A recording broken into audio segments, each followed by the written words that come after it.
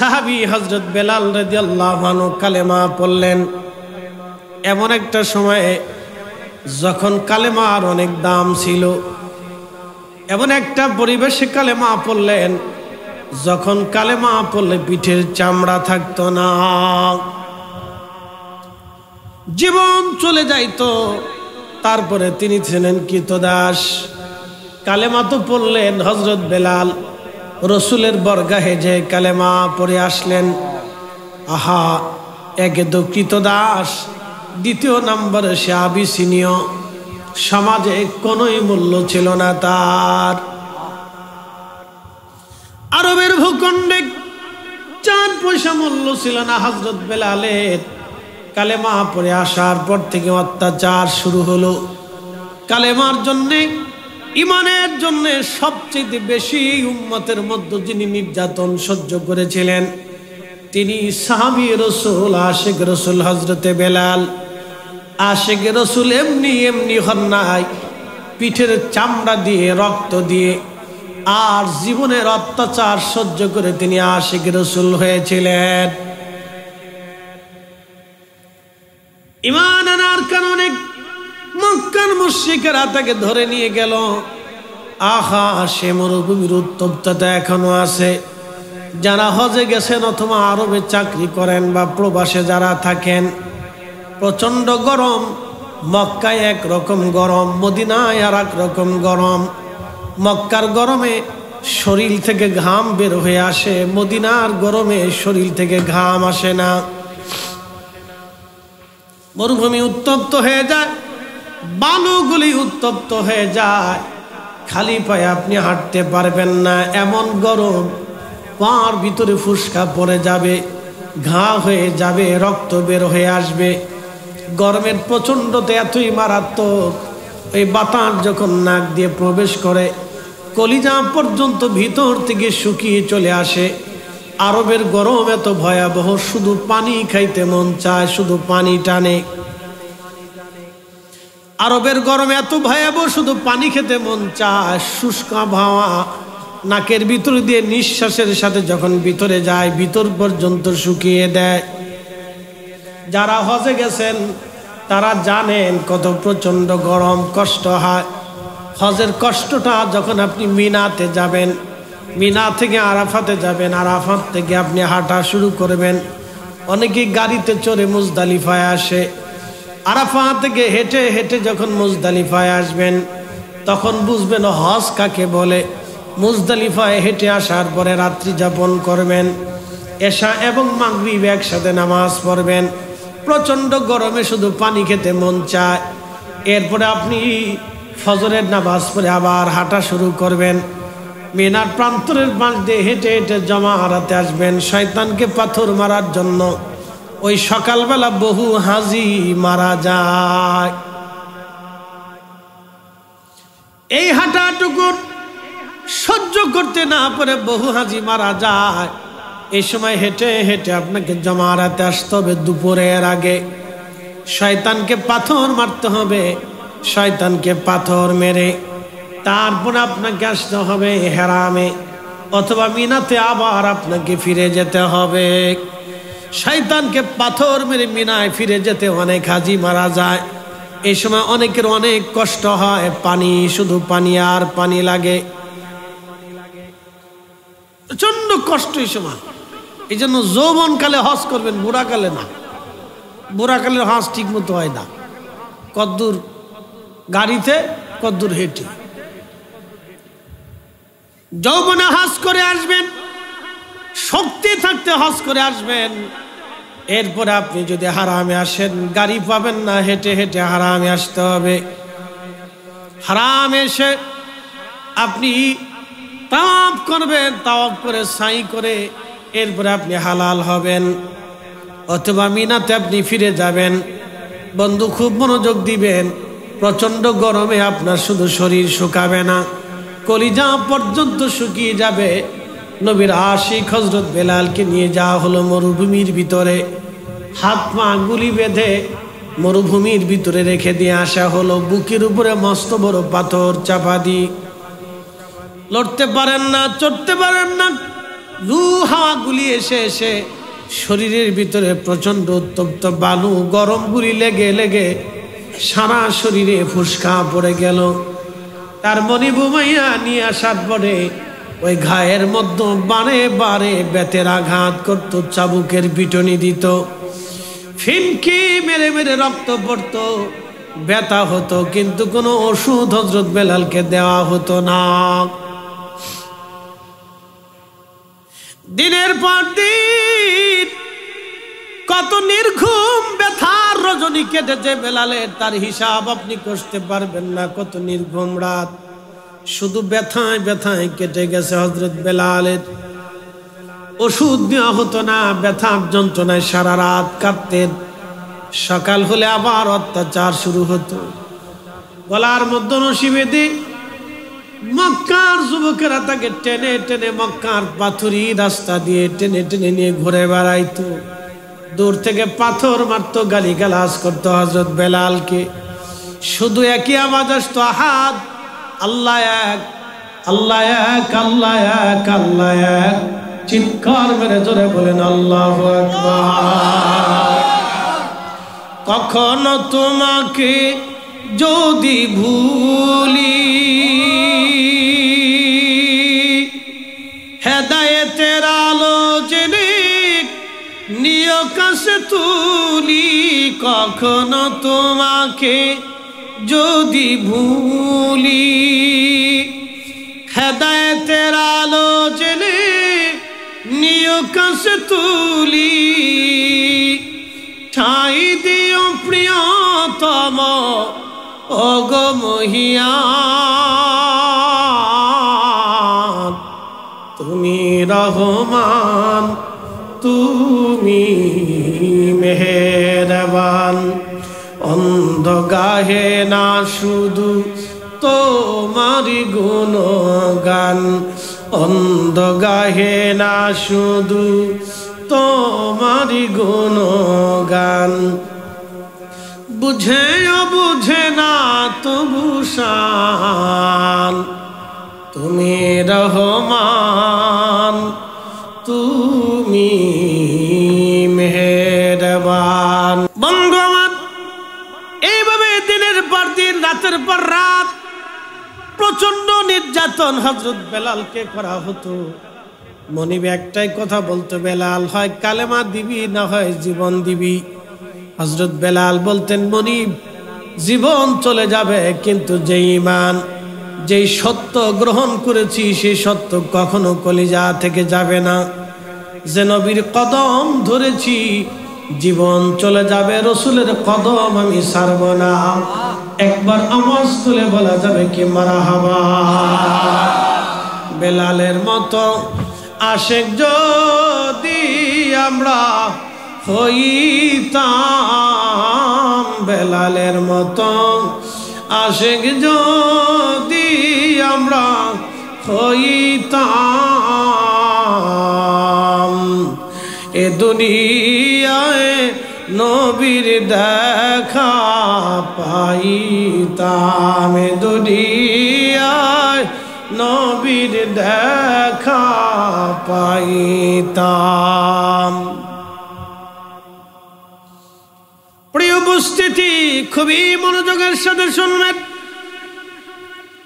আশিক রাসূল হযরত বেলাল এইভাবে দিনের পর দিন রাতের পর রাত গেল, সপ্তাহ গেল, মাস গেল, বছর গেল, কিন্তু তিনি কালেমা ছেড়ে দেন নাই। মনিব তাকে ছাড়েন না, শুধু মারেন আর মারেন, শুধু অত্যাচার আর অত্যাচার। ব্যথায় ব্যথায় কত রাত নির্ঘুম কেটে গেল বেলালের। মাঝে মধ্যে অজ্ঞান হয়ে শুধু জবান থেকে আওয়াজ আসতো, আহাদ, আহাদ, আহাদ, আহাদ। জিকির করতে করতে অজ্ঞান হয়ে যাইতেন। হুঁশ ফিরে আসার পর আবার বলতেন, আহাদ, আহাদ, আল্লাহ এক, আল্লাহ এক, আল্লাহ এক, আল্লাহ এক, আল্লাহ এক, আল্লাহ এক, আহাদ, আহাদ, আহাদ, আল্লাহ এক, আল্লাহ এক, আল্লাহ এক। একসাথে চিৎকার মেরে জোরে বলেন আল্লাহু আকবার। ওই ঈমান থেকে আমাদের ঈমান কত দুর্বল আপনি হিসাব করে দেখেন, কত হীন ও ক্ষীণ ঈমান। তখন কেবল ইসলাম আসছে। হযরত বেলাল কালেমা বললেন, এত মার পিটুনির পরেও তিনি কালেমা ছাড়লেন। আহা, এইভাবে শুধু পার হলো না, সময় পার হতে হতে হতে হতে হতে হতে বছর পার হলো, কষ্ট কখনো আর শেষ হলো না।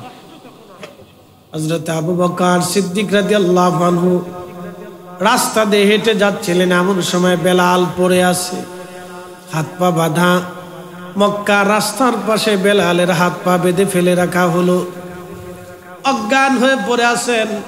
হযরত আবু বকরের মনে মায়া লাগলো, প্রিয় নবীর দরবারে যে বলেন, ইয়া রাসূলুল্লাহ, ইয়া হাবিবাল্লাহ, বেলালের এই হালত হয়ে আছে, একেবারে কঠিন তার হালত হুজুর, অত্যাচারের স্টিম রোলার এত কঠিন পর্যায়ে চলে গেছে, দেখলাম রাস্তার পানে অজ্ঞান হয়ে পড়ে আছে, সাহায্য করার মতো বেলালের কেউ নাই। আল্লাহর নবী বললেন, সাহাবীরা রে, আমার বেলালকে কেউ যদি মুক্ত করে আনো, আমি রাসূল তাকে জান্নাতের ওয়াদা দিলাম। হযরত আবু বকর বলেন, ইয়া রাসূলুল্লাহ, আমি বেলালকে মুক্ত করে আনবো। চলে গেলেন মনিবের কাছে, উমাইয়ার কাছে, কত টাকা লাগবে, দা টাকা নিয়ে যাও, আমাদের বেলালকে আমাদের মাঝে ফিরাইয়া দাও। অনেক অর্থ, কোন কোন বর্ণনায় 40,000 দিরহাম দিয়ে হযরত বেলাল রাদিয়াল্লাহু আনহুকে কিনে নিয়ে আসলেন, আজাদ করে দিলেন। হযরত আবু বকর রাদিয়াল্লাহু আনহু আজাদ করে দিলেন, বেলাল যাও, আল্লাহর সন্তুষ্টির জন্য আমি তোমাকে গোলামি থেকে মুক্ত করে দিলাম। হযরত বেলাল আজাদি হয়ে গেলেন, মুক্ত হয়ে গেলেন। তখন হাটে বাজারে মানুষ বেচা বিক্রি হতো, বর্তমানে গরু ছাগল যেমন বেচা বিক্রি হয়, আগের যুগের বাজারে বাজারে মানুষ বেচা বিক্রি হতো, হাটে বাজারে নারী পুরুষ বিক্রি হতো। সেই কঠিন সমাজকে প্রিয় নবীজি একটা দিন উপহার দিয়েছিলেন, জীবন্ত নারী সমাজকে যেই দিন কবর দেওয়া হতো, এই সময় আল্লাহর নবী এসে কাঁদিলেন। যখন নারীদেরকে উলঙ্গ ভাবে হেরামের চারপাশে তাওয়াফ করানো হতো, সেই সময় আল্লাহর নবী নারীদের সম্মান ফিরিয়ে দিলেন। যেই সময় নারীদেরকে জীবন্ত হারামে কবর দেওয়া হতো, কেউ প্রতিবাদ করতো না, হত্যা মামলা হতো না, বিচার হতো না, নিজের বাবা নিজের কন্যা সন্তানকে কবর দিত। ওই সময় আল্লাহর নবী কন্যা সন্তানের মর্যাদার কথা বললেন, নারীর মর্যাদা নবী ফিরিয়ে দিলেন, মায়ের মর্যাদা ফিরিয়ে দিলেন, স্ত্রীর মর্যাদা ফিরিয়ে দিলেন, সন্তানের মর্যাদা ফিরিয়ে দিলেন। সেই দিন বৃদ্ধের মর্যাদা ফিরিয়ে দিলেন, সেই দিন দাসীর মর্যাদা ফিরিয়ে দিলেন, চাকরানির মর্যাদা নবী ফিরিয়ে দিলেন, শ্রমিকের মর্যাদা ফিরিয়ে দিলেন, এতিমের মর্যাদা ফিরিয়ে দিলেন। একবার জোরে বলা যাবে কি আল্লাহু আকবার। 1450 বছর পরে হয়েও আমরা মানুষ হতে পারি নাই না, 1450 বছর পরেও আমরা বাঙালিরা মানুষ হতে পারি নাই। কালকে খবরে দেখলাম ওর মর্গের ভিতরে এক নারী ধর্ষিত হয়েছেন, মর্গে মানুষ কাটার ঘরে। এক বিষ খাওয়া নারী, ময়মনসিংহ, বিষ খাওয়া নারী মারা গেছে, 19 বছরের যুবতী। সে মারা গেছে, মরা লাশকে দর্শন করেছে মর্গে। কল্পনা করতে পারবেন যে দেশের মর্গে এক মরা মানুষের নিরাপত্তা নাই, সে দেশের রাস্তাঘাটে আর হাটে বাজারে আমাদের নারীদের নিরাপত্তা থাকার কথা না? কথা বলেন ঠিক কিনা? কি করে নিরাপত্তা থাকবে? শত শত নারী ধর্ষিত, লা হাওলা ওয়ালা কুওয়াতা ইল্লা বিল্লাহ। সেদিন দেখলাম 70 বছরে এক বৃদ্ধ নারীকে ডাকাতের দর্শন করেছে। কল্পনা করা যায়? সমাজ কত নিম্নস্তরে অন্ধকারে নিমজ্জিত, ভাবলে গা শিহরে উঠবে। মানুষগুলি দিন দিন পশুর চাইতে নিকৃষ্ট হচ্ছে। শিয়াল, কুত্তা, শুয়োর, কুত্তা পর্যন্ত এদেরকে দেখলে ডরা, যারা মানুষ কি করে হবে? কি করে মানুষ হলে এরা?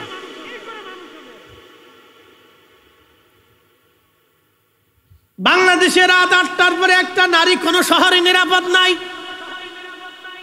বাংলাদেশের কোন শহরে রাত 8টার পরে একটা নারী নিরাপদ নাই, কোন রাস্তাও নারী নিরাপদ নাই, এমনকি গ্রামেও নারী নিরাপত্তা নাই। ভাবলে অবাক হয়ে যাবেন। আমি মালদ্বীপে গেলাম মাহফিল করার জন্য, মালে ভিলা কলেজে। মালদ্বীপের রাত 2টো 3টে 4টে পর্যন্ত নারীরা রাজধানী রাস্তা দিয়ে হেঁটে যাচ্ছে, কেউ জিজ্ঞাসাও করে না। মালয়েশিয়ার রাস্তা দিয়ে নারীরা হেঁটে হেঁটে চলে যাচ্ছে। রাত 2টা 3টা কুয়ালালামপুরে দেখেছি রাত 2টা 3টায় নারীরা রাস্তা দিয়ে হাঁটে, কেউ জিজ্ঞাসাও পর্যন্ত করে না, কেউ জিজ্ঞাসাও পর্যন্ত করে না নারী কোথায় যায়। ধরা তো দূরের কথা, জিজ্ঞাসাও পর্যন্ত করে না নারী কোথায় যায়। এত নিরাপত্তা একটা দেশে, অথচ আমরা 80% 85% মুসলমানের দেশে, কালেমা পণ্যওয়ালার মুসলমানের দেশে, আমার স্ত্রী, আমার কন্যা, আপনার স্ত্রী, আপনার মেয়ে, আপনার বোন, এদেশে রাস্তাঘাটে, বাজারে, কলেজ, ভার্সিটি নিরাপত্তাহীন হয়ে গেছে। তার মানে আমরা এখনো পর্যন্ত কালেমা নিয়েছি, কিন্তু মানুষ হতে পারি না। এই কথা বলেন ঠিক কিনা? কালেমা নিয়েছি, মানুষ হইতে পারি না। না, মানুষ হইনি, এখনো পর্যন্ত মানুষ হইনি। অনেক দেরি, এখনো অনেক দেরি। কল্পনা করা যায় সেই আইয়ামে জাহিলিয়াত মনে হয় আমাদের দেশের মধ্যে ঢুকে গেছে। আইয়ামে জাহিলিয়াত মনে হয় আমাদের দেশে ঢুকে গেছে। কয়েকদিন আগে দেখলাম এক পুত্র বাবার বিরুদ্ধে মামলা করেছে, বলে সে আমার স্ত্রীকে ধর্ষণ করে। কি বুঝলেন? বললাম কি, সুর আর কুত্তা পর্যন্ত এদেরকে দেখতে লজ্জা পায়। যে মানুষ কি করে হলো, মানুষ কি করে হলো? এই জন্য সমাজ এত নিকৃষ্ট হয়েছে, গা শিহরে উঠবে কোন কথাগুলি শুনলে আপনার। এই জন্য মুসলমান তো হতেই হবে মুসলমান। লা তামুতুন্না ইল্লা ওয়া আনতুম মুসলিমুন। মুসলমান না হয়ে কবরে এসো না, মুসলমান হয়ে কবরে আসো। ওই আইয়ামে জাহিলিয়াতের সময় নারীদেরকে জীবন্ত কবর দিত।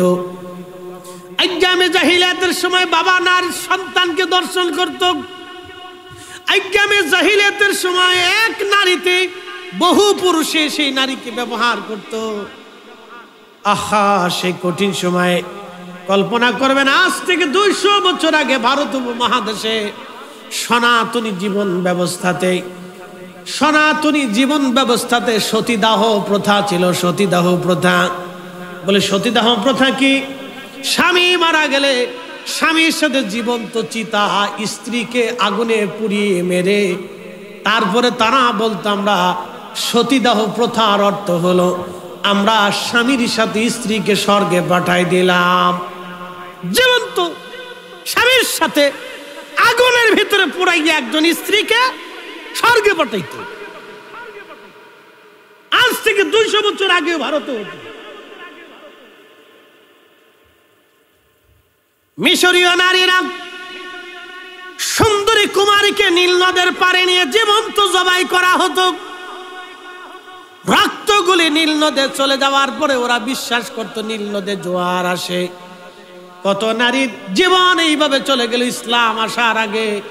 ইসলাম যে ভূখণ্ডে যায় নাই, কত মানুষের জীবন এইভাবে চলে গেল। অথচ আমরা কালমা পড়নেওয়ালা জাতি, আজও পর্যন্ত রসুলের আদর্শ আমরা নিতে পারি নাই। এ নবীর আদর্শ জমিনে বাস্তবায়ন করতে দিয়ে সাহাবীদের পিঠের চামড়া চলে গেল, কলিজার খুন রক্ত জমিনে ঝরাইয়া নবীর আদর্শ জমিনে তারা বাস্তবায়ন করে গেল। অথচ নবীর আদর্শ পাওয়ার পরে এখনো পর্যন্ত মানুষ হতে পারি নাই। কি কথা কর না কেন? এখনো পারি নাই। এদেশে হাজার হাজার ওয়াজ হয়, বাংলাদেশে যত ওয়াজ হয় সারা পৃথিবীতে তত ওয়াজ হয় না। সারা পৃথিবীতে এত ওয়াজ হয়। আমাকে দেখান পৃথিবীর কোন দেশে বাংলাদেশের মতো মাহফিল হয় দেখান। সারা সৌদি আরব ঘুরবেন, একটা সম্মেলনও পাবেন না। সারা বছরে একটা দুটো পেলে পেতে পারেন, না হয় নাও পেতে পারেন। এইভাবে কখনো ওয়াজ করে না। জুমার দিনে সৌদি আরবে খুতবার আগে কোনো আলোচনা নেই, ওয়াজ নসিহত নেই। স্বয়ং হারাম শরীফে খুতবার আগে হারামের ইমামরাও পর্যন্ত ওয়াজ করে বুঝায় না। কি কথা ঠিক আছে না? না, হারামের ইমামরা শুধু খুতবা দেয়, একটা হাদিস বলবে, আয়াত বলবে, ওরা তো আরবি বুঝে, তা আল্লাহ কি বলছেন, রসুল কি বলছেন, এতটুকু নেই। ব্যাখ্যা বিশ্লেষণ করে তাদেরকে বুঝাবে না যে আপনাদের এই কাজ করার দরকার, আপনারা এই কাজ করেন। নসিহত নাই, কুয়েতে নাই, দুবাই নাই, বাহরাইনে নাই, জর্দানে নাই, ওমানে নাই, মিশরে নাই, সারা পৃথিবীতে বাংলাদেশের মধ্যে এত মাহফিল হয় না, মালয়েশিয়াতে নাই, পৃথিবীর কোন দেশে নাই এরকম। বাংলাদেশে যত মাহফিল হয়, এত মাহফিল পৃথিবীর কোন মুসলিম দেশে নাই, অমুসলিম দেশেও নাই। ভারতে আর বাংলাদেশে যত মাহফিল হয়, পাকিস্তান, ভারত, বাংলাদেশ, এই তিন দেশে মাহফিল হয় সারা পৃথিবীতে। তাছাড়া এত মাহফিল পৃথিবীর কোথাও নাই। অথচ এই তিন দেশের ভিতরে যত আকাম কুকাম, চুরি বাটপারি, এই তিন দেশের ভিতরে মসজিদে জুতা চুরি হয়, মন্দিরের প্রসাদ চুরি হয়। কি কথা কর না কেন? হ্যাঁ হ্যাঁ হ্যাঁ, মন্দিরে যারা হিন্দু আছে সনাতনীদেরকে জিজ্ঞেস করবে, ওখানে চুরি হয়, ওখানে চুরি করে। বাংলাদেশের মসজিদে চুরি হয়, মসজিদের তালা ভাঙ্গে তারপরে দান বাক্সের টাকা চুরি করে নিয়ে যায়। কুত্তায় লয়ে যায়, কুত্তায় লয় না, মানুষই লয়। হ্যাঁ, কুত্তায় লয়ে যায়, ও আন্তর্জাতিক খ্যাতি সম্পন্ন কুত্তা। বুঝতে পারছো? তো আজ কারে শোনাবো? রন্দে রন্দে জাহিলিয়াত ঢুকছে দেশে, রন্দে রন্দে জাহিলিয়াত। এদেশের পলিটিশিয়ান যারা আছে, রাজনীতি যারা করে, তারাও নোংরা হয়ে গেছে। আর আমাদেরকে এইভাবে সারা বাংলাদেশের পরিবেশ এরকম হয়ে গেছে। স্বাধীনতার পর থেকে এই পর্যন্ত আর এটি স্থিতিশীল হইল না।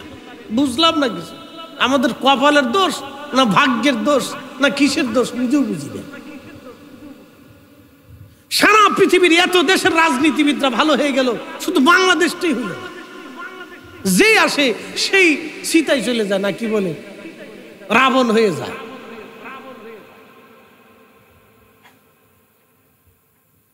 শোনা যাবে না হাজিরিন, সাহাবী হযরত বেলালের কলিজার খুন দেওয়া ইসলাম। এটা ইসলাম এমনি আসে নাই, হযরত বেলালের রক্ত দেওয়া ইসলাম, ঘাম ঝরানো, পিটুনি খাওয়া ইসলাম এটা। সেই দিন হযরত বেলালের পিঠের চামড়া চলে গেল। দিনের পর দিন ব্যথায় জর্জরিত হয়ে রাত জাগলেন, নির্ঘুম কাটাইলেন হযরত বেলাল। শুধু হযরত বেলাল না, সেই দিন দুইজন কালেমা পড়লেন, তার নাম হযরত ইয়াসার। হযরত ইয়াসার রাদিয়াল্লাহু আনহুর স্ত্রীর নাম ছিলেন হযরত সুমাইয়া রাদিয়াল্লাহু আনহা।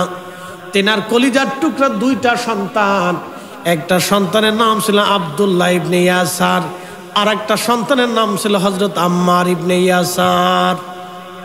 হযরত আম্মার রাদিয়াল্লাহু আনহু 93 বছর বয়সে সিফিনের যুদ্ধে হযরত আলী রাদিয়াল্লাহু আনহুর পক্ষে জিহাদ করে করে হযরত আম্মার শহীদ হয়েছিলেন।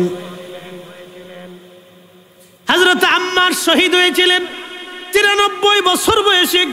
সিফিনের যুদ্ধে তিনি যুদ্ধ করেছিলেন, 93 বছর বয়সে জিহাদ করেছিলেন। আর আমার দেশে 93 বছর বয়সের বুড়া, এটারে একবারে হসপিটালে ধরে নিয়ে যাইতে হয়, তাও হুইল চেয়ারের মধ্যে শুয়াইয়া, তারপরেও তার লেতা ফেতা। কথা বুঝেন নাই? বলে হুজুর এগুলো কেন? কেন হবে?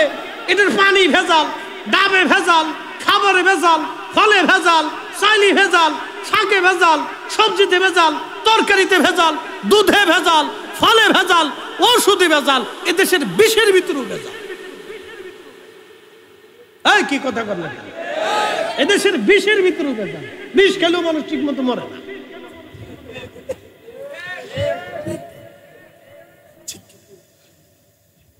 কি দেশে বাস করিবার চিন্তা করি? তো 93 বছর বয়সে সেই জমানাতে তারা যুদ্ধ করছে। যুদ্ধ কি ফুটবল খেলা নাকি? হ্যাঁ, ও দেশের ওই সময়কার এক একটা তলোয়ারের ওজন বুঝেন? শুধু তলোয়ার ঢাল, ঘন্টার পর ঘন্টা তলোয়ার চালাইতে হইতো। তখন তো 2 বাড়ি দিলে আপনার হাঁপুনি উঠে যাবে, তখন ঘন্টা ব্যাপী তলোয়ার চালাইতে হইতো,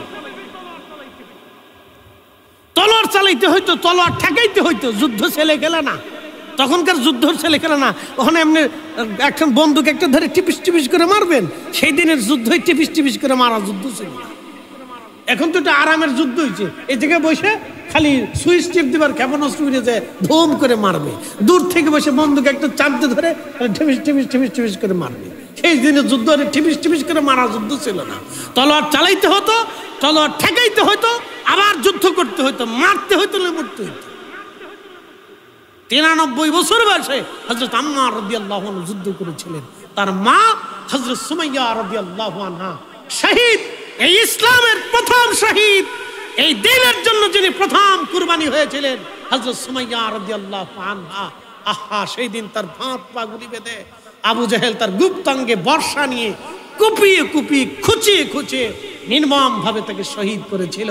তিনি সুমাইয়া রাদিয়াল্লাহু আনহা রব্বে করিমের দরবারে চিৎকার মেরে বলেছিলেন, হে রব, আমি শহীদ হতে চলেছি আল্লাহ, আমি যে সত্য কবুল করেছি, রব্বানা লা তুজিগ কুলুবানা বাদা ইদ হাদাইতানা, আল্লাহ আমি যে হেদায়েত তুমি আমাকে দিয়েছ, হে হেদায়েতের পরে আল্লাহ তুমি আমাকে গুমরা বানাইও না।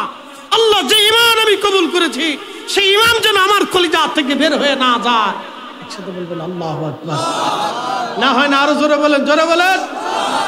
আর আমাদের দেশের সুমাইয়া, আমাদের দেশের বেটিরা খালি ফুচকা খেয়ে বেড়ায়, কি কথা কর না কেন, শর্টপটি খেয়ে বেড়ায়, ফুচকা খেয়ে বেড়ায়, এটা বেটি দিয়ে আবার চাতা হইব। কষ্ট হচ্ছে আপনাদের, বুঝে তো।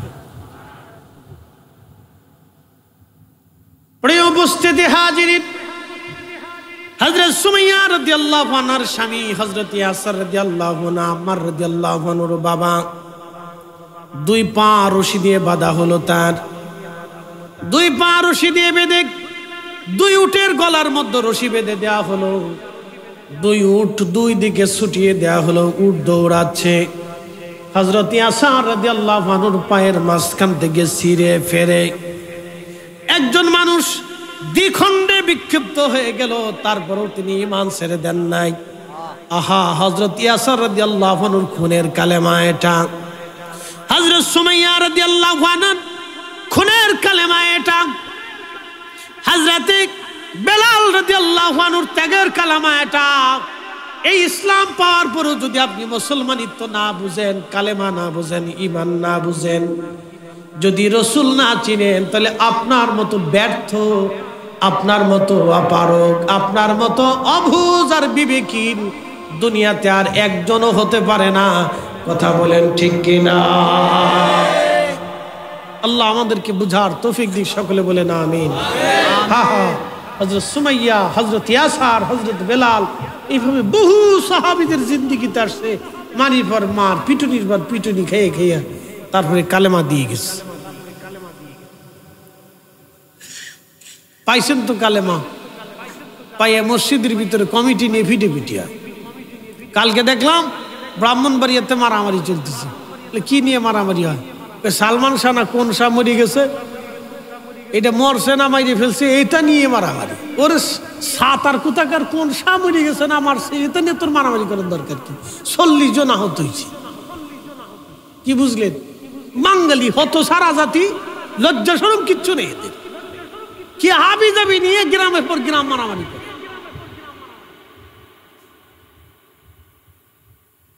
মানুষের বিবেকের ভিতরে কুত্তায় পেশাব করছে।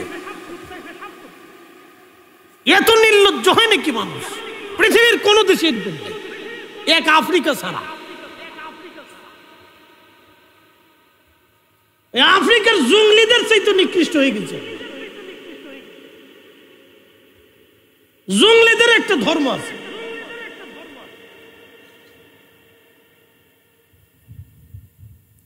প্রিয় উপস্থিতি হাজিরিন, ভালো করে শুনে যাবেন। হযরত বেলাল রাদিয়াল্লাহু আনহু চলে গেলেন হিজরত করে মদিনাতুল মুনওয়ারা। মদিনাতুল মুনওয়ারা চলে যাওয়ার পরে হযরত আবু বকর, হযরত ওমর, উসমান, আলী সবাই মদিনাতুল মুনওয়ারা হিজরত করে চলে গেলেন। আযান তখনও আসে নাই। মসজিদে নববী প্রতিষ্ঠিত হলো। সাহাবায়ে কেরাম বিভিন্ন জন বিভিন্ন ভাবে প্রস্তাব দিল। কেউ বলল ইহুদিদের মতো আমরা ঘন্টা ধ্বনি দিব, আজান দিব, কেউ বলে খ্রিস্টানদের মতো ঘন্টা দিব, কেউ বলে এমন নানানজন নানান কথা বলতে লাগলো। আমরা আজানের জন্য কিভাবে ডাকবো, এইভাবে সবাই এক একজন এক এক প্রস্তাব দিতে লাগলো। প্রস্তাব দেওয়ার পরে সমস্ত সাহাবীরা বাড়ি চলে গেলেন। সাহাবীরা ঘুমিয়ে পড়লেন, আল্লাহর নবী ঘুমাইলেন। স্বপ্নের মাধ্যমে আল্লাহর নবীর দরবারে ওহী এসে গেল, ইয়া রাসূলুল্লাহ এইভাবে আজান দেন যেইভাবে আমরা আজান দেই। স্বপ্নে নবীজিকে আল্লাহ জানাইলেন, হুজুর এইভাবে আজান দেন, আশহাদু আল্লা ইলাহা ইল্লাল্লাহ আশহাদু আন্না মুহাম্মাদার রাসূলুল্লাহ সাল্লাল্লাহু আলাইহি ওয়াসাল্লাম। একবার জোরে বলা যাবে কি মারহাবা? এই আপনাদের দিকে আমার দিকে তাকান। পৃথিবীর সব দেশে মাগরিব কি একসাথে হয়? জোরে বলেন। বাংলাদেশের সব অঞ্চলে কি একসাথে মাগরিব হয়? ঢাকাতে যখন মাগরিব হয় ৫-৭ মিনিট পরে ঠাকুরগাঁয়ে তখন মাগরিব হয়, তার ৫ মিনিট পরে কলকাতার ওদিকে মাগরিব হয়, তার ৫ মিনিট পরে আরো পরে হয়। যত পশ্চিমে যায় তত মাগরিব দেরি হতে থাকে। এর অর্থ বুঝেন? বুঝাইতেছি। এর অর্থ হলো পৃথিবীতে আজান চলমান থাকে। যত পিছে যাবে তত মাগরিব পিছে যাবে, তত আজান বাড়তে থাকে। সারা পৃথিবীতে মসজিদ আছে, সারা পৃথিবীতে মসজিদের আজান চলমান থাকে। যত সুবহে সাদিক পরে হবে, সব পৃথিবীর একসাথে সুবহে সাদিক কোথাও হয় না, একসাথে জোহর হয় না, একসাথে আসর হয় না, একসাথে এশা হয় না, একসাথে মাগরিব হয় না। পৃথিবীতে সব সময়ের জন্য আজান চলমান থাকতে থাকে। সেকেন্ডের জন্য কোনো মিনিটে আজান বাদ যায় না। একসাথে বলবেন আল্লাহু আকবার। না হয় না, আরো জোরে বলেন, জোরে বলেন, জোরে বলেন, বুঝাইতেছি। একসাথে জোরে চিৎকার মেরে বলেন আল্লাহু আকবার। বলেন ইয়া রাসূলুল্লাহ। ও আমরা তো শিরিক করছি, বেদাত করছি, বলে নারে তাকবীর আল্লাহু আকবার, নারে রিসালাত ইয়া রাসূলুল্লাহ কই বলো বেটা ছাতা, বেটা মাহফিজ ভালো করে শুনে নাও, ভালো করে শুনে নাও। পৃথিবীতে কোনো মিনিটের জন্য আজান বন্ধ হয় না, আজান চলমান থাকে। তার অর্থ হচ্ছে আজানে আশহাদু আল্লাহর পরে আশহাদু আন্না মুহাম্মাদুর রাসূলুল্লাহ আমরা লিখে নেই, আল্লাহ স্বয়ং পাঠিয়ে দিয়ে আল্লাহ নামের পরে রসুলের নাম আল্লাহ চালু রেখে দিয়েছে। কথা বলেন ঠিক না বেঠিক? আমরা নারায় রিসালাত দিলি শরীরে চুলকানি আসে, ভালো লাগে না, তখন খুব খারাপ লাগে। আল্লাহ কয় দাঁড়া দিবি না, তা আমি সরাসরি চালু করে দিতেছি, কিয়ামত পর্যন্ত যতদিন বাঁচবি ততদিন দিবি। আমার রসুলের নাম বাদ দিবি, দাঁড়া। আল্লাহ নাস লাগিয়ে দিতেন, তাহলে এই উম্মত রসুলের নাম বাদ দিয়ে দিত, অবদানকে অস্বীকার করতো। এই জন্য আল্লাহ চালু রেখে দিয়েছে। কোরআনের 40টা জায়গা আল্লাহ নামের পরে রসুলের নাম আল্লাহ লিখে দিয়েছে। আজানে দিয়েছে, একামতে দিয়েছে, তাশাহুদে দিয়েছে, খুতবাতে দিয়েছে। একসাথে বলবেন না মারহাবা? দিয়ে দিয়েছে। যা। আচ্ছা বলেন তো, আল্লাহর কি টুপি আছে? কথা বুঝেন নাই? আল্লাহ কি টুপি মাথায় দেয়? আল্লাহ কি পাগড়ি পরে? তো পাগড়ি কই পেয়েছে? রসুল পড়েছেন, এই জন্য পড়ি। কি কথা কর না কেন? আল্লাহর কি দাড়ি আছে? দাড়ি কই পেলেন? রসুল রাখছে, এই জন্য রাখি। কি কথা কর না কেন? আল্লাহ কি খাবার খায়? আল্লাহর নবী ডান হাত দিয়ে খাইছেন, বিনা আমরা খাই। একসাথে কর না মারহাবা? এটা বুঝে। আল্লাহ কি পেশাব পায়খানা করে? তো রসুল করিম পেশাব পায়খানা করছেন, ঢুলাকুলুপ ব্যবহার করছেন, এই জন্য আমরা করি। এই জন্য রসুল ছাড়া কোনো দিন নাই। কি কথা কর না কেন? নবী ছাড়া ঈমান নাই, রসুল ছাড়া ঈমান নাই, দিন নাই, ধর্ম নাই, কিচ্ছু নাই। কি কথা কর না? রসুল আছে, সব আছে, নবী নাই, কিচ্ছু নাই। আল্লাহ দেখছেন কোনদিন? এই কথা কেন? আল্লাহ কোনদিন দেখছেন? দেখাইতে পারবেন? আল্লাহ কোন জায়গায় আছে দেখান তো, দেখান আল্লাহ কোথায় আছে দেখান তো। আল্লাহ কেমনে আছে বুঝলে? রসুল বলে গেছেন, আমরা বিশ্বাস করি। কি কথা কেন? কবরে আযাব হয়েছে দেখাইতে পারবেন? দেখান তো কোন কবরে আযাব হয়, দেখান। কবর খোরের কি বুঝলেন কিভাবে? রাসূল বলেছেন কবরে আযাব হয়, নবী দেখছেন, আমরা বিশ্বাস করি। কি কথা কন না কেন? তা আমাদের ঈমান রাসূল দিয়ে, আমাদের আল্লাহ চেনা রাসূল দিয়ে। বেহেশত আছে কোনোদিন দেখেছেন? নবী বলেছেন, বিশ্বাস করেছে। কি কথা কন না কেন? কোরআনের আয়াত আলিফ লাম মিম যালিকাল কিতাবু লা রাইবা ফীহি হুদাল লিল মুত্তাকিন। বলেন তো কোন সাহাবী কি আল্লাহ তেলাওয়াত করছে শুনেছেন? সাহাবীরা বিশ্বাস করলেন কি দিয়া? নবী বলেছেন আলিফ লাম মিম যালিকাল কিতাবু লা রাইবা ফীহি হুদাল লিল মুত্তাকিন। সাহাবীরা বলে সাদাকতি ইয়া রাসূলুল্লাহ, আপনি সত্য বলছেন। মারহাবা বলবেন না? সাহাবীরা আগে বিশ্বাস করছে রাসূলকে। আস্তে কনকে জোরে বলেন, বুঝেন নাই? সাহাবীরা আগে একই নামছে রাসূলের উপরে। নবী 100% বিশ্বাস করেই আল্লাহ মেনে নিয়েছে। আল্লাহু আকবার, জোরে করেন আল্লাহু আকবার। এইজন্য আমরা রাসূলের গল্প করি, আমরা নবীর কথা বলি, আমরা রাসূলের ইশকের কথা বলি, নবীর তাজিমের কথা বলি, নবীর মহব্বতের কথা বলি, রাসূলের সুন্নতের কথা বলি, রাসূল কারীমের জিন্দেগীর কথা বলি, নবীর শানের কথা বলি। তারপরে যার ভালো লাগে না বুঝতে হবে তার ঈমান নষ্ট হয়ে গেছে। কথা বলেন ঠিক কিনা? হিসাব বরাবর, একেবারে বরাবর হিসাব। আমরা পছন্দ হইলে হবে, না হলে না হবে, ওর সাথে আমরা ডরাই না। আনোয়ার আবাসী হাজিরিন, ভালো করে শুনে যাবেন। হযরতে রাসূল করিম ঘুমিয়ে আছেন, স্বপ্নে আল্লাহ আযান পাঠিয়ে দিলেন। পরের দিন নবীজি বললেন, সাহাবীরা রে, এইভাবে আযানের শব্দ বলে আমার কাছে আল্লাহ পাঠিয়েছেন। বেলাল, লাব্বাইক ইয়া রাসূলুল্লাহ, যাও তোমরা আমার বেলালকে আযান শিখাও। আমার বেলাল আজকে থেকে আযান দিবে মসজিদে নববীতে। হযরতে বেলাল মুয়াজ্জিন হয়ে গেল, একজন নিগ্র কালো কৃতদাস, কোনো লেখাপড়া নাই, নিজের নামটা পর্যন্ত লিখতে পারতেন না। তিনি এমন এক মসজিদের মুয়াজ্জিন, যে মসজিদের রানিং ইমাম রাহমাতুল লিল আলামিন, সব নবীদের ইমাম যিনি, তিনি সেই মসজিদের ইমাম আর মুয়াজ্জিন হযরতে বেলাল। আজান শুরু হলো, নবীজি নামাজে আসতেন। দামি দামি সাহাবীরা সেই দিন ছিলেন মুসল্লি। হযরত আবু বকর, ওমর, উসমান, আলী, তালহা, জুবাইর, আব্দুর রহমান ইবনে আউফ, সাদ বিন আবি ওয়াক্কাস, আবু উবাইদ ইবনে জাররাহ, সাঈদ ইবনে জুবাইর, আবু হুরায়রা, মহান মহান হযরত আবু সাঈদ খুদরি, মালিক ইবনে সানানা রিদওয়ানুল্লাহি তাআলা আলাইহিম আজমাইন। দামি দামি সাহাবীরা সেই দিন হলেন মুসল্লি। আমার নবী হলেন ইমাম আর মুয়াজ্জিন হলেন হযরতে বেলাল। নবীজি দরবারে আজান দিতেন। আজানে আজানে আজানে আজানে বেলাল মুয়াজ্জিন হয়ে গেলেন। আল্লাহর নবী বললেন, সাহাবীরা, কিয়ামত কায়েম হয়ে যাবে, তোমরা শোনো। সবাই কিয়ামতের ময়দানে দাঁড়িয়ে যাবে, আমার বেলালও দাঁড়াবে। আমার বেলাল কিয়ামতের ময়দানে সবার সামনে দাঁড়াবে। আর আমার বেলালের পিছনে পৃথিবীর যত মুয়াজ্জিন, কিয়ামত পর্যন্ত যত মুয়াজ্জিন আসবে, সব মুয়াজ্জিনরা আমার বেলালের পিছে পিছে কাতার করে দাঁড়াবে। সব মুয়াজ্জিনদের ইমাম হবে আমার বেলাল। একবার আওয়াজ তুলে বলেন না মারহাবা।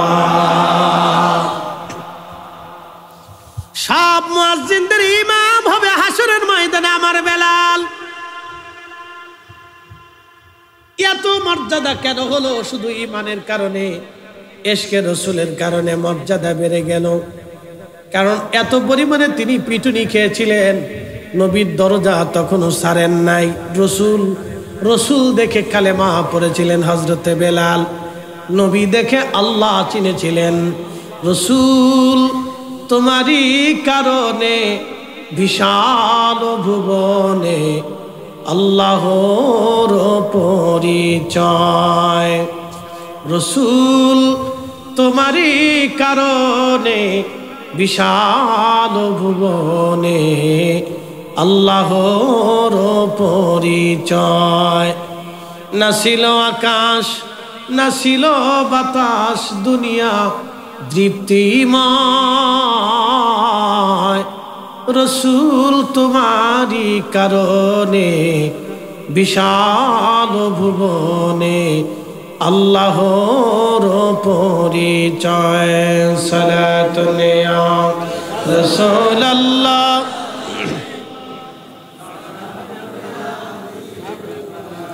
আহা হয় না জবান খুলে সালাতুন ইয়া রাসূলুল্লাহ আলাইকুম।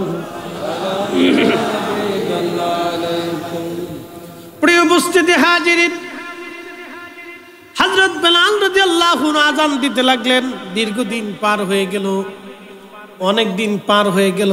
বনু নাজ্জার গোত্রের এক মহিলার ছাদ, এই ছাদের উপরে দাঁড়ায় দাঁড়ায় বেলাল আযান দিতেন। বনু নাজ্জার গোত্রের এক মহিলার ঘরে ছাদ ছিল মসজিদে নববীর বাহিরে। এই ছাদের উপরে দাঁড়ায় দাঁড়ায় বেলাল আযান দিতেন। আযান দেওয়ার আগে হযরত বেলাল রাদিয়াল্লাহু আনহু দোয়া পড়তেন, আল্লাহুম্মা ইন্নী আহমাদুকা ওয়া আস্তাঈনুকা আলা কুরাইশিন ইউকিমু দীনাক। এইভাবে একটা দোয়া পড়ে প্রত্যেক ফজরের আগে হযরত বেলাল দোয়া পড়ে আযান দিতেন। প্রত্যেক আযানে হযরত বেলাল রাদিয়াল্লাহু আনহু এই ছাদের উপরে দাঁড়ায় আযান দিতেন। তিনি হযরত বেলাল এইভাবে আযান দিতে দিতে দিতে দিতে বহু বছর হযরত আযান দিলেন বেলাল। প্রায় 22 বছর ধরে তিনি আযান দিলেন। 20 বছর ধরে আযান দিলেন একটানা। নবীর মসজিদের মুয়াজ্জিন, আল্লাহর নবীর সাথে রিক্ততা, সিক্ততা, মোহাব্বত এত গভীর পর্যন্ত এসে গিয়েছিল হযরত বেলালের। গভীরতা এত বেশি ছিল, পাগল পারা হয়ে গেলেন হযরত বেলাল। হৃদয়ের গভীরতা এত বেশি ছিল। মনে রাখবেন, একজন মানুষ আরেকজন মানুষকে 3-4 কারণে মহাব্বত করে। 1 নম্বর হলো জামালিয়াত, 2 নম্বর কামালিয়াত, 3 নম্বর কারাবাত, 4 নম্বর এহসান। জামালিয়াত মানে সৌন্দর্য, সুন্দর হলে মানুষ মানুষকে ভালোবাসে। কামালিয়াত মানে একজন লোক কামেল যখন হয়ে যায়। পাশে হযরত মুহসিন আউলিয়া রাহমাতুল্লাহ আলাইহি ঘুমিয়ে আছেন, এখনো আপনারা তার জিয়ারতে চলে যান। বলে কেন যান? উনি কামেল ছিলেন, ওলি ছিলেন, এই জন্য জিয়ারতে যান। কথা কোন ঠিক কিনা? উনি আল্লাহর ওলি ছিলেন। পাশে মুহসিন আউলিয়া, আল্লাহর মহান ওলি হযরত মুহসিন আউলিয়া রাহমাতুল্লাহ আলাইহি আল্লাহর ওলি ছিলেন, কামেল ছিলেন। ওনার চেহারা কেমন আপনারা দেখেন নাই কোনোদিন? কি কথা ঠিক আছে না? ওনার চেহারা কোনোদিন দেখেন নাই, ওনার দর্শেও কোনোদিন বসেন নাই, ওনার কাছ থেকে কখনো একটা ইলম আপনি শিখেন নাই, কিন্তু জিয়ারতে কেন যান? কামেল, কামালিয়াত, আল্লাহর মকবুলিয়তের শীর্ষ স্থানে ছিলেন। ওনার দর্শে বসিয়া, সহবতে বসে আপনি যখন দোয়া করেন তখন অন্তরে শান্তি আসে। কি আসতে কোন কেন জোরে বলেন?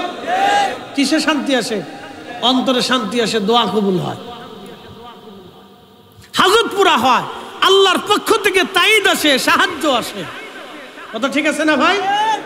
আল্লাহর পক্ষ থেকে সাহায্য আসে। তো সেই জন্য আপনারা জিয়ারতে যান। বলে কি?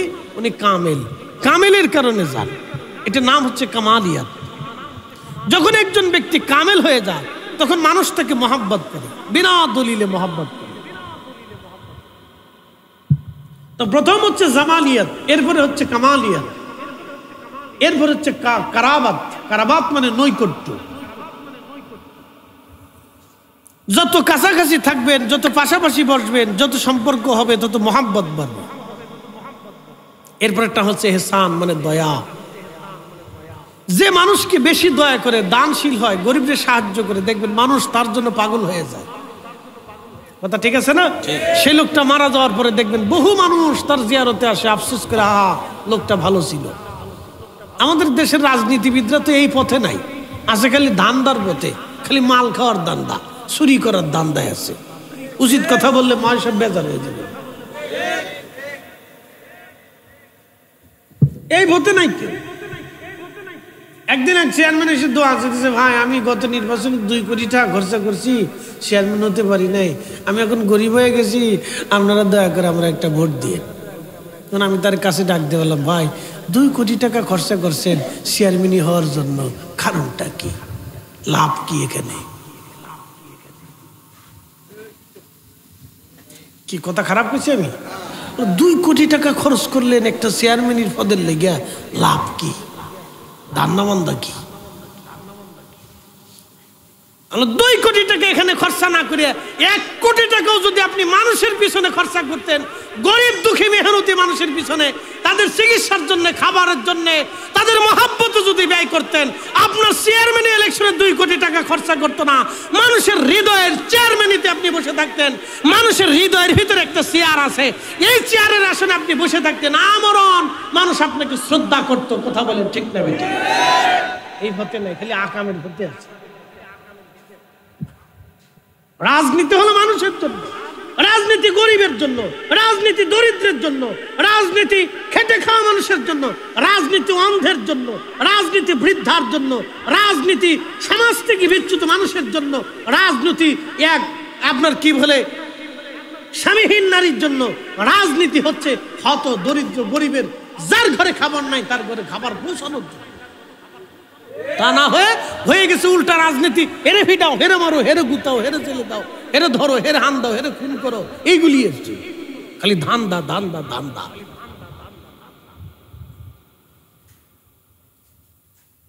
রাজনীতি শিখতে হলে বাংলাদেশের রাজনীতিবিদদেরকে পাঠানোর দরকার আমেরিকা, তুরস্ক, মালয়েশিয়া, তাদেরকে পাঠানোর দরকার। ইউরোপে চলে যাও, রাজনীতি শিখে শিখে যাও। এবং তাদেরকে খ্রিস্টানদের কাছে পাঠানো দরকার, যাও তোমরা ওইখান থেকে শিখে আসো রাজনীতি কারে কর।